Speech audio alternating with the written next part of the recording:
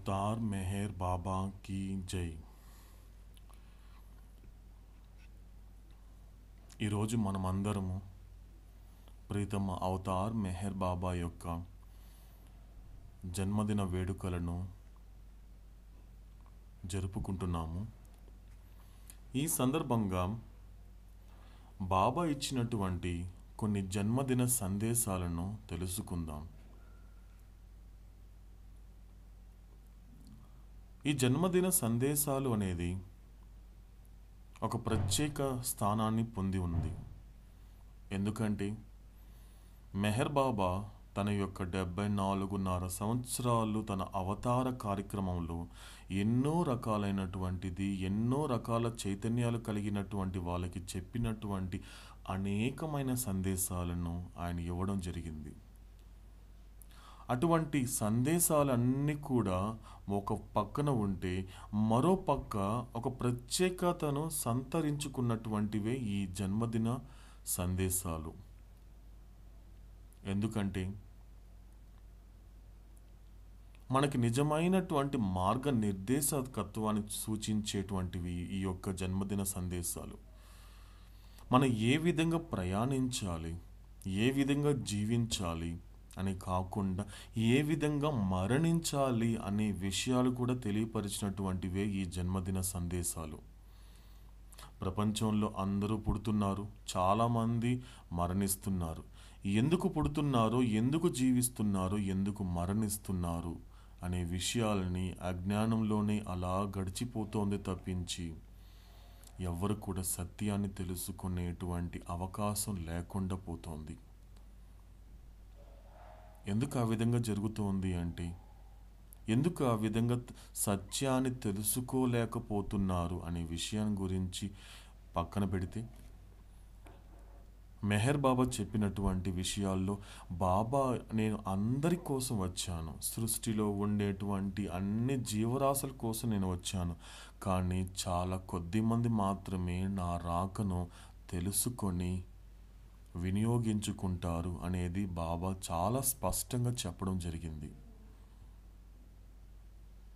ఎందుకంటే భగవంతుని తెలుసుకోవాలి, భగవంతుడు చెప్పిన జీవితాన్ని గడపాలి, భగవంతుడు చెప్పినట్లు తిరిగి భగవంతునిలోనే లీనమవ్వాలి, ఐక్యమవ్వాలి అనేటువంటి ఆలోచన అనేది కూడా అంత సామాన్యమైనది కాదు.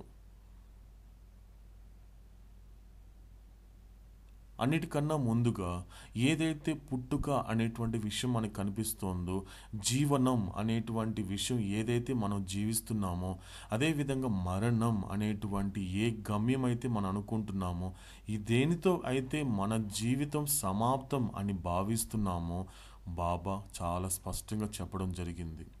మరణంతో ఎవరి జీవితం కూడా సమాప్తి అవ్వదు, అది విరామం మాత్రమే. ఇట్స్ ఎ బ్రేక్ అన్నాడు, ఆర్ ఇంటర్వెల్ అన్నాడు. మరణం అనేది, భౌతికమైన మరణం అనేది ఇట్స్ ఎ బ్రేక్, ఒక విరామం లాంటిది. అంటే తన యొక్క జీవితాన్ని, తన యొక్క జీవనాన్ని కొనసాగిస్తూనే ఉంటాడే తప్పించి ఎక్కడ ఎట్టి పరిస్థితిలో కానీ ఆపడం అనేది జరగదు. భౌతిక దృష్టితో చూస్తున్నంత వరకు, భౌతిక చైతన్యంలో బ్రతుకుతున్నంత వరకు, భౌతిక దేహంలో, భౌతిక ప్రపంచంలో ఉన్నంత వరకు నీకు వచ్చేటువంటివన్నీ కూడా భౌతికమైన ప్రయోజనాలే తప్పించి భౌతికానికి అతీతంగా ఉన్నటువంటి విషయాలు అర్థం కావాలన్నా, జీర్ణం కావాలన్నా నువ్వు భౌతికాన్ని విడిచిపెట్టవలసినదే. అటువంటి భౌతికమైన విషయాల మీద నీకు అవగాహన కల్పించి ఆ భౌతికత్వం పైన ఉండేటువంటి శూన్యం మీద నీకు విషయాలను స్పష్టపరచడమే అవతార్ మెహర్ బాబా యొక్క ముఖ్య ఉద్దేశం.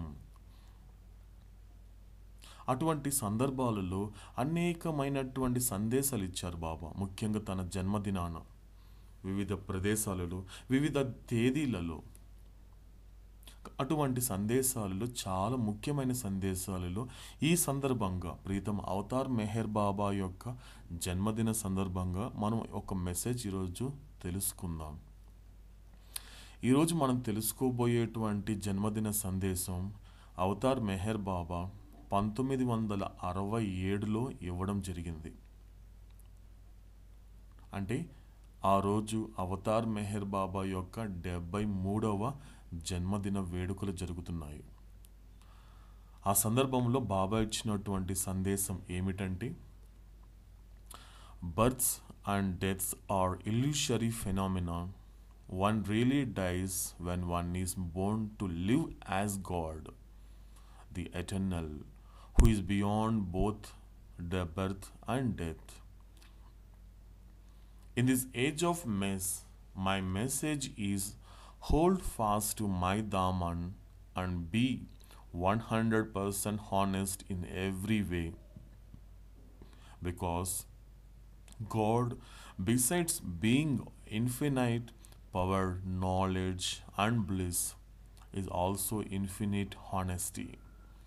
And so, by being honest in everything, you will be able to love God honestly as He ought to be loved. జనన మరణాలు భ్రాంతి జనితాలు. నిజమైన మరణం ఎప్పుడంటే ఒకడు జనన మరణాలకు అతీతుడైన భగవంతుడిగా జీవించడానికి జన్మించినప్పుడు. గందరగోళంగా ఉన్న ఈ కాలానికి నా సందేశం ఏమిటంటే, నా కొంగును గట్టిగా పట్టుకోండి. ప్రతి విషయంలోనూ 100% నిజాయితీగా ఉండండి. ఎందుకంటే భగవంతుడు అనంత శక్తి సంపన్నుడు, జ్ఞాన సంపన్నుడు, ఆనంద విలసితుడు మాత్రమే కాక అతడు అనంతమైన నిజాయితీ గలవాడు. అందువలన ప్రతి దాంట్లో నిజాయితీగా ఉండడం వలన భగవంతుడిని నిజాయితీగా ప్రేమించగలుగుతావు. ఆ విధంగానే భగవంతుడిని ప్రేమించాలి. ఇది బాబా చెప్పినటువంటి జన్మదిన సందేశం. ఈ సందేశాలని మనం కాస్త డీప్గా ఆలోచిస్తే కొన్ని విషయాలు బాబా ఈ సందేశం ద్వారా మన అందరికీ చెప్తున్నాడండి. మొట్టమొదటిగా బాబా ఏం చెప్తున్నాడు ఇక్కడ, births and deaths are illusory phenomena. అంటే జననాలు మరణాలు అనేవి భ్రాంతి జనితాలు అన్నాడు. అంటే ప్రపంచంలో మనం ఏదైతే చూస్తున్నామో, ఏదైతే ఎవరైతే మరణిస్తున్నారో, ఎవరైతే జన్మిస్తున్నారో, ఇవి రెండు కూడా అసత్యాలు అన్నాడు బాబా. అంటే ఇల్యూషరీ అన్నాడు. ఇల్యూషరీ అంటే భ్రమలతో కూడుకున్నటువంటి విషయాలు అన్నాడు. భ్రమలతో కూడుకున్నటువంటి సంఘటనలు అన్నాడు. భ్రమ అంటే మనం తెలుసుకున్నాము, మాయ నుండి ఉద్భవించినటువంటి ఒకానొక కార్యక్రమమే. అంటే మాయ అనేటువంటి మాయ నుండి వచ్చినటువంటిదే భ్రమ, అదే ఇల్యూషన్ అన్నాం. ఇల్యూషన్ అంటే ఏమిటి అంటే ఏదైతే లేదో అది ఉన్నదిగా, ఏదైతే ఉన్నదో అది లేని దానిగా చూపించి, నడిపించి, జీవింపచేసి తద్వారా మనలందరినీ ముంచే కార్యక్రమమే భ్రమ చేసే పని అని మెహర్ బాబా చాలా స్పష్టంగా చెప్పడం జరిగింది. అంటే ఇక్కడ మన జన్మ అనేది, మనం ఏదైతే జన్మిస్తున్నామో, ఏదైతే మరణిస్తున్నామో, అంటే మొట్టమొదటిగా పుట్టుక గురించి తెలుసుకుంటే, పుట్టుక అనేది ఎలా సంభవిస్తోంది అని మనం దాని గురించి ఆలోచిస్తే, పుట్టుక అనేది ఒక కాలంలో లేని దానిది ఒక కాలంలో కనిపించి మరొక కాలంలో మాయమైపోతుంది. ఒక చిన్న ఉదాహరణ ద్వారా మనం తెలుసుకోవచ్చు. ఒక తల్లిదండ్రులకి బిడ్డ కలిగినప్పుడు ఆ బిడ్డ ఎప్పుడు కలుగుతున్నాడు? ఒక సమయంలో లేనటువంటి బిడ్డ ఆ సమయంలో వచ్చి కాసేపు అలా తిరిగి కదలాడుతూ అలా 2-3 సార్లు చక్కర్లు కొట్టుకుంటూ ఎక్కడి నుంచైతే తిరిగి వచ్చాడో అక్కడికి వెళ్ళిపోతున్నాడు. అంటే నిన్న లేనటువంటి బిడ్డ ఈరోజు వచ్చి రేపు వెళ్ళిపోతున్నాడు. అంటే ఏమైపోయింది? నిన్న లేనటువంటిది ఈరోజు మనకి కనిపించి ఉన్నట్లుగా భావింప చేసి రేపు లేనిదానిగా వెళ్ళిపోతుంది. అంటే ఏమైంది? ఇది భ్రమ అన్నాడు బాబా. అంటే లేనిది వచ్చి ఎప్పుడు నీతోనే, నీలాగానే, నీ వల్లనే ఉంటాను అనేటువంటి భావాలు మనందరిలో కూడా రేకెత్తించి ఒక మమకారాన్ని పెంచేలా చేసి, ఉన్నటువంటి బంధం కలిగించేలా చేసి, తద్వారా ఆ బిడ్డ ద్వారా బంధం నుండి ఏర్పడినటువంటి బంధనం కలిగింప చేసి తిరిగి వాడు ఎక్కడి నుంచి అయితే వచ్చాడో అక్కడికి వెళ్ళిపోతున్నాడు. కానీ ఈ విషయాన్ని ఏ మనిషి అర్థం చేసుకుంటున్నాడు, ఏ మనిషికి గ్రహిస్తున్నాడు ఈ విషయం? నిన్న లేనటువంటి బిడ్డ నా కంటి ముందు కనిపించి రేపు వెళ్ళిపోతున్నాడు అంటే ఆ తల్లిదండ్రులకి పడేటువంటి బాధ. అందుకే బాబా అన్నాడు, బిడ్డ చనిపోతే తల్లిదండ్రులు ఏడవడం అనేది కేవలం ఒక స్వార్థపూరితమైనటువంటి పనే తప్పించి అందులో ఎటువంటి ప్రయోజనం అనేది ఉండదు, కేవలం స్వార్థం మాత్రమే అన్నాడు. అంటే అలా ఈ స్వార్థాన్ని కలిగింప చేసి నేను అలా ఏడ్పించేది కూడా ఎవరో కాదు, ఆ భ్రమ అన్నాడు. అంటే ఏం చేస్తోంది? నిజానికి పుట్టినప్పుడు ఆ తల్లిదండ్రులని ఈ భ్రమ ఏం చేస్తోంది? నమ్మిస్తోంది. ఏ విధంగా నమ్మిస్తోంది? ఎందుకంటే నీ బిడ్డ కనిపించినప్పుడు ఆ బిడ్డ నీవాడే, ఎప్పుడు నీతోనే ఉంటాడు అనే విధమైనటువంటి ఒక భ్రమ చేత కలిగించినటువంటి ఆ నమ్మకాన్ని గుడ్డిగా నమ్మేలా చేస్తుంది. గుడ్డిగా నమ్మేలా చేసినప్పుడు ఏం చేస్తోంది? తద్వారా ఏం చేయాలి? ఆ బిడ్డ వెళ్ళిపోయినప్పుడు వచ్చేసి ఏ విధమైనటువంటి గుడ్డితనంగా ఎప్పుడైతే నువ్వు భ్రమకి లోపడ్డావో, తద్వారానే భ్రమ నుండి నువ్వు పొందేటువంటి అన్ని రకాల ఫలితాలు దుఃఖపూరితంగా ఉంటాయి. ఆ భ్రమలో నీకు కలిగినటువంటి అన్ని రకాల అనుభూతులు అన్నీ కూడా అసత్యాలే. ఒకవేళ నువ్వు సంతోషంగా ఉన్నాను అని నువ్వు భావించినటువంటి ఆ భావన కూడా నీకు భ్రమ వల్ల ఇవ్వబడిందే తప్పించి నువ్వు చూస్తున్నటువంటి బయట వల్ల నీకు రావటం లేదు. కేవలం నీలోనే ఉంటూ, నీతోనే ఉంటూ, నీ కోసమే ఉంటూ లోపల నిన్ను ఆడించి ఓడించేటువంటి పనే మాయ చేసే పని. అదే మనసు రూపంలో ఉండేటువంటి మాయ. ఆ మాయ రూపంలో ఉండేటువంటి బయట వచ్చి మనల్ని ఓడించేదే భ్రమ. అందుకని మెహర్ బాబా పుట్టుక మరియు మరణాలు అనేవి రెండు కూడా భ్రాంతి జనితాలు అని చెప్పడం జరిగింది. ఇక రెండో విషయం బాబా ఈ సందేశం ద్వారా మనకేం చెప్తున్నారంటే, నిజమైన మరణం ఎప్పుడు అంటే ఒకడు జనన మరణాలకు అతీతుడైన భగవంతుడిగా జీవించడానికి జన్మించినప్పుడు అన్నాడు. ఈ విషయం తెలుసుకుంటే నిజమైన మరణం చూడండి, బాబా ఎవరైనా కూడా, బాబా మండలి వాళ్ళు కావచ్చు, లేకపోతే బాబాకి చాలా క్లోజెస్గా ఉండేటువంటి ప్రేమికులు కావచ్చు, ఎప్పుడు కూడా బాబా డెత్ అనే పదాన్ని వాడేవారు కాదు. మీరు పుస్తకాల్లో చదివినా లేకపోతే ఏదైనా ప్రవచనాలు విన్నప్పటికీ కూడా బాబా చాలా తక్కువ సందర్భాల్లో డెత్ అని వాడేవారు. మిగతా టైంలో మీ అందరికీ తెలుసు, దేహాన్ని విడిచిపెట్టాడు అని చెప్తాడు. అంటే ఏమవుతోంది? డెత్ అనేది కూడా ఒకేసారి జరుగుతుందని చెప్పాడు Baba. Only one time it occurs అని చెప్పాడు. ఒకేసారి మరణించడం జరుగుతుంది, ఒకేసారి పుట్టడం జరుగుతుంది. అంటే పుట్టడం అంటే ఏమవుతుంది? ఇక్కడ బాబా మనకు చాలా స్పష్టంగా చెప్పడం జరిగింది. అదే నిజమైన పుట్టుక అన్నాడు. ఏది నిజమైన పుట్టుక అంటే, ఏ క్షణమైతే నువ్వు భగవంతుడి నుండి విడిపడ్డావో అదే ఆ క్షణమే నీ పుట్టుక సంభవించింది. దానిని బాబా రియల్ బర్త్ అన్నాడు. తిరిగి ఎప్పుడైతే నువ్వు భగవంతుడి నుంచి విడిపడిన తర్వాత తిరిగి భగవంతుడిలో ఐక్యమవుతున్నటువంటి క్షణం ఏదైతే ఉందో అదే నిజమైన మరణం అన్నాడు. దాని రియల్ డెత్ అన్నాడు. అంటే ఏమవుతోంది?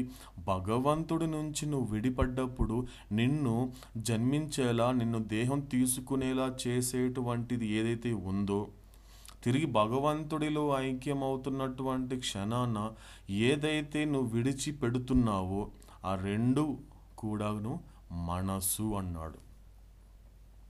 అంటే అక్కడ దేహం తీసుకోవడానికి కారణమైనటువంటిది మనసు. అంటే భగవంతుడి నుంచి నువ్వు విడిపడిపోయిన తర్వాత నీతో జర్నీ చేసేది భగవంతుడు లీనమైనంత వరకు ఒక మనసుతోనే. అంటే నువ్వు దేహం తీసుకోవడానికి కారణం కేవలం మనసు. తర్వాత నువ్వు మరణించినప్పుడు ఏదైతే భగవంతునిలో లీనమవుతున్నావో అప్పుడు నువ్వు విడిచిపెట్టేటువంటి ఆ క్షణమే దానినే బాబా మనోనాశ్ అన్నాడు. అంటే అక్కడ ఏం జరుగుతోంది, అక్కడ మరణించేది ఏమిటంటే దేహం కాదు, అక్కడ మరణించేది మనసు. అదేవిధంగా ఇక్కడ పుట్టుకలో ఏమవుతుంది, ఇక్కడ పుట్టేటువంటిది ఏదో దేహం కాదు, ఇక్కడ పుట్టేటువంటిది మనసు. మనసుకి పుట్టుక అనేది ఒక్కసారే సంభవిస్తుంది. అదేవిధంగా మనసుకి మరణించడం అనేది కూడా ఒక్కసారే సంభవిస్తుంది. అందుకే బాబా పుట్టుక అన్నాడు తప్పించి పుట్టుకలు అనలేదు. అందుకే బాబా మరణం అన్నాడే తప్పించి మరణాలు అనలేదు. కనుక అవి రెండు ఇంపార్టెంట్. కనుక ఇక్కడ ఎప్పుడైతే నిజమైన మరణం ఎప్పుడు అంటే ఒకడు జనన మరణాలకు అతీతుడైన భగవంతుడికి, అంటే ఏమైపోతుంది, we have to live as God. భగవంతుడిగా జీవించడానికి జన్మించినప్పుడు అంటే ఏమి చేసుకోవాలి, మనము భగవంతుడిలా జీవించాలి అంటే మొట్టమొదటిగా మనం ఏం చేయాలంటే we have to Born in God. అంటే భగవంతుడిలో జన్మించాలి. అంటే భగవంతుడిలో లీనమైనప్పుడే మాత్రమే మనం భగవంతుడిగా జీవించడం మొదలవుతుంది. అంటే అలా జీవించడానికి ఎవరైతే పుడతారో, ఎవరైతే అటువంటి జీవితాన్ని అనుభవించడానికి దేహం తీసుకుంటారో, ఎవరైతే దేహంతో పని లేకుండా ఇక మీదట ఎటువంటి అమ్మతో నాన్నతో పని లేకుండా, ఈ ప్రపంచంతో పని లేకుండా, మనసు కల్పించేటువంటి భ్రమలతో పని లేకుండా ఎవరైతే పని చేసుకోకుండా ఉంటారో వాళ్ళు మాత్రమే వాటికి అతీతంగా వెళ్ళగలరు అన్నాడు బాబా. అయితే ఇక్కడ మనకు ప్రశ్న మనకు ఒక వస్తుందండి, ఎలా ఏ విధంగా జనన మరణాలకు అతీతుడైన భగవంతుడిగా జీవించడం అంటే బాబా ఒకసారి చెప్తారు. బాబా ఒకసారి అందరినీ కూర్చోపెట్టి మండలి హాల్లో ఒక ప్రశ్న అడిగారు. ఏం ప్రశ్న అడిగారు, బాబా నువ్వు చెప్పావు కదా జనన మరణాలకు అతీతంగా జీవించడం అంటే ఏంటంటే తిరిగి బాబానే వాళ్ళందరినీ కూడా ఒక ప్రశ్నించడం అడిగారు. ఏమని ప్రశ్నించారంటే, జనన మరణాలకు అతీతంగా ఉండడం ఎలా, అంటే జననానికి మరణానికి అతీతంగా మనం ఎలా ఉండగలము అని బాబా తిరిగి వాళ్ళనే ప్రశ్నించారు. మీరు మొట్టమొదట నా ప్రశ్నకు సమాధానం చెప్పండి, తర్వాత మీ ప్రశ్నకు నేను సమాధానం చెప్తాను అన్నాడు. అంటే బాబా మనల్ని అందరిని అడిగినటువంటి ప్రశ్న ఏంటంటే జనన మరణాలకు అతీతంగా ఏ విధంగా జీవించాలి.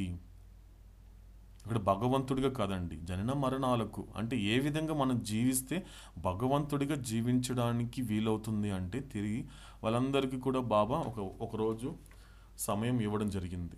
కానీ చాలా తక్కువ మంది చెప్పడం జరిగింది. అందులో ఫస్ట్ చెప్పినటువంటి వాడు ఫ్రాన్సిస్ బ్రాబ్జాన్. బ్రాబ్జాన్ ఏం చెప్తాడంటే, బాబా జనన మరణాలకి అతీతంగా ఏ విధంగా జీవించడం అంటే కేవలం కోరికలకు అతీతంగా జీవించిన వాడే అన్నాడు. బాబా చాలా సంతోషపడి ఫ్రాన్సిస్ బ్రాబ్జాన్ పిలిపించి ఆలింగనం చేసుకున్నాడు.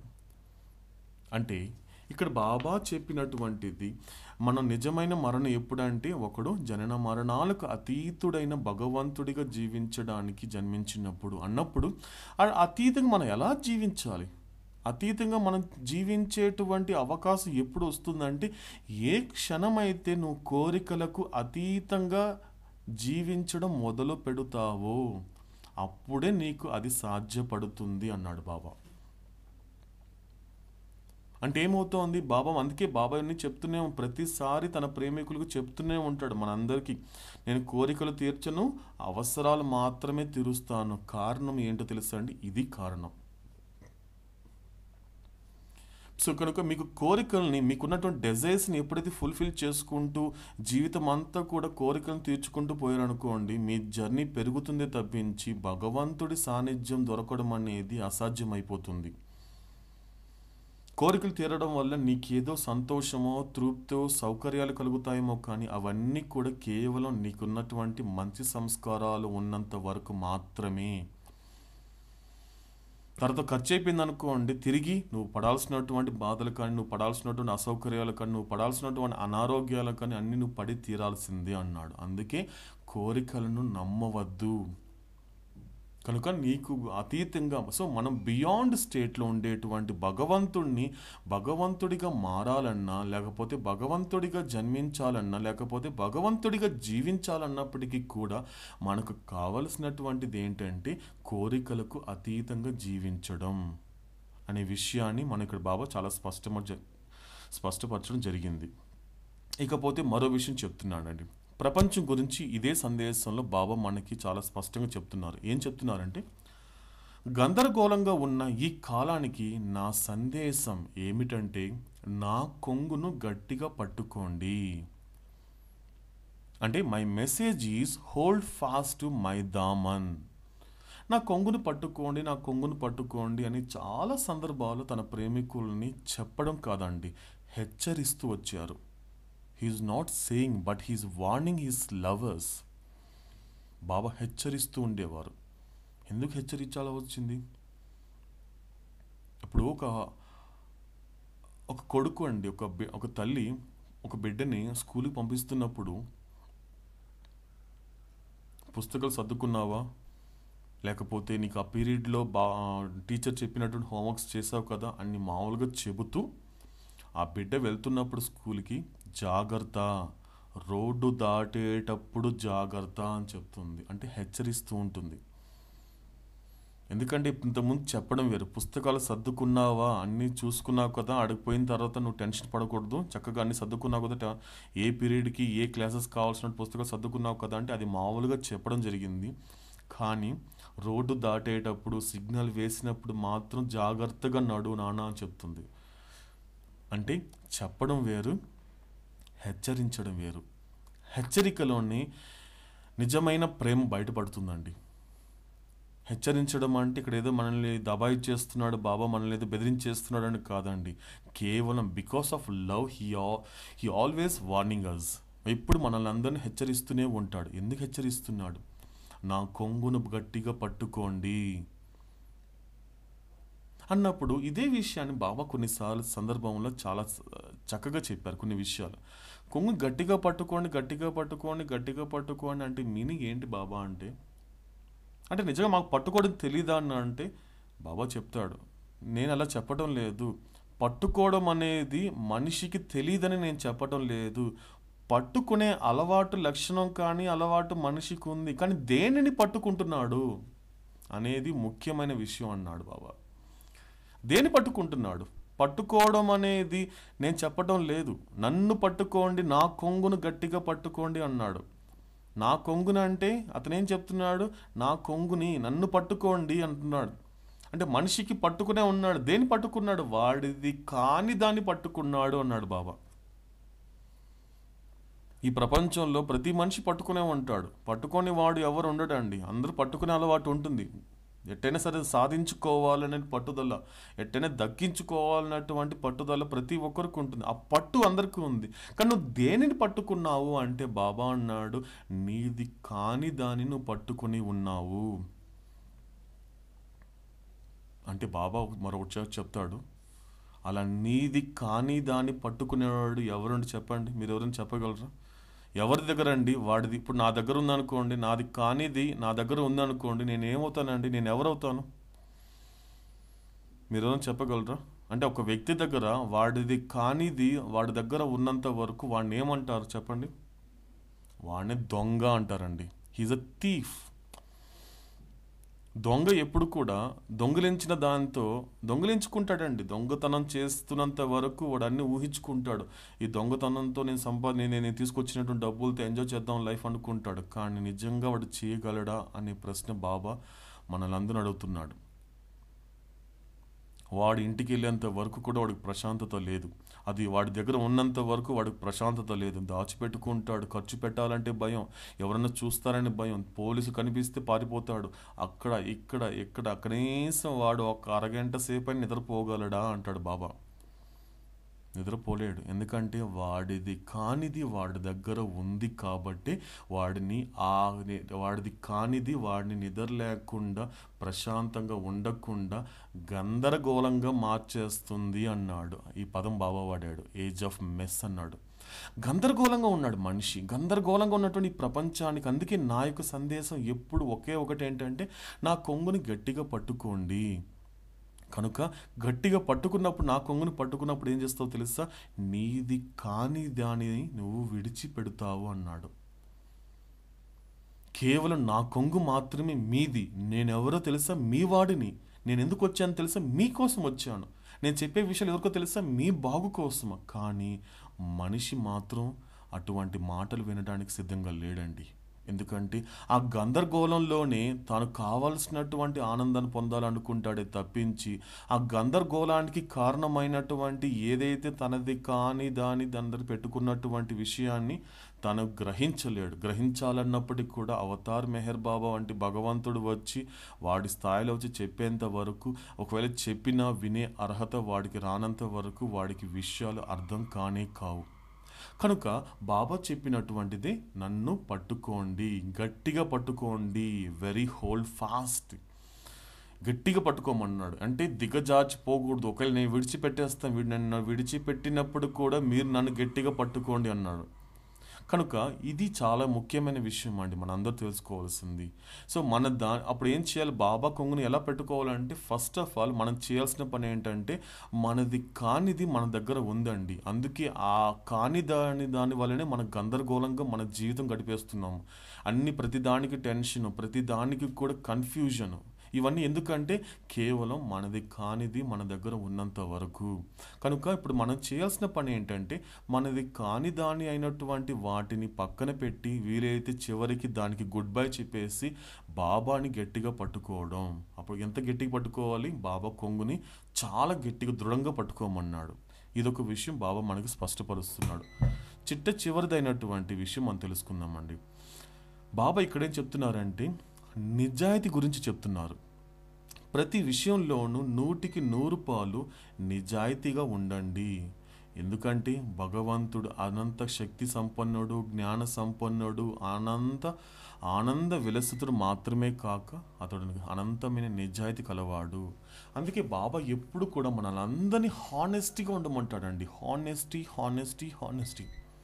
సో మనకు బాబా తెలిసినంత వరకు భగవంతుడు అనేవాడు జ్ఞానము, శక్తి, ఆనంద స్వరూపుడు మాత్రమే కాదు, తనకున్నటువంటిది అనంతమైనటువంటి విశిష్టమైన గుణాల్లో ఈ యొక్క నిజాయితీ అనేది కూడా చాలా ముఖ్యమైనది.